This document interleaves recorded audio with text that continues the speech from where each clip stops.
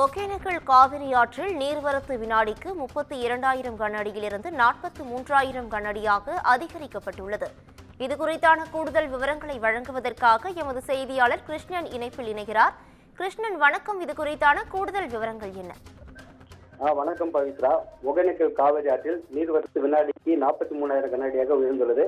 இதனால் காவிரி ஆற்றில் அருவியிலும் குளிக்க பரிசல் இயக்கவும் மாவட்ட நிர்வாகம் தடை விதித்துள்ளது. கர்நாடகா காவிரி நீர்பிடிப்பு பகுதிகளிலும் கேரள மாநிலத்திலும் பல்வேறு பகுதிகளிலும் அங்கங்கே கனமழை பெய்து வருகின்றன. இதன் காரணமாக கவுனி மற்றும் கிருஷ்ணராஜ சாகர் ஆகிய இரு அணைகளும் முழு கொள்ளளவு பெற்றுள்ளன. அணைகளின் பாதுகாப்பு கருதி உபரி நீரானது அதிகரித்து வெளியேற்றப்பட்டு வருகிறது. இந்த உபரி நீரானது தமிழக எல்லை பகுதியான பில்லிகுண்டல் வழியாக ஒகேனக்கல் கொண்டடைந்து மேட்டூர் அணை செல்கின்றன. இதனால் இன்று காலை 32,000 கனஅடியாக இருந்த நீர்வரத்து இன்று மதியம் படிப்படியாக உயர்ந்து 43,000 கனஅடியாக உயர்ந்துள்ளது. மேலும் இதனால் காவிரி ஆற்றில் நீர்வரத்து அதிகமாக இருப்பதால் சுற்றுலா பயணிகள் நலன் கருதி அருவி மற்றும் ஆற்றுப்பகுதியிலும் குளிப்பதற்கும் பரிசல் பயணம் மேற்கொள்வதற்கும் தடை விதிக்கப்பட்டுள்ளது.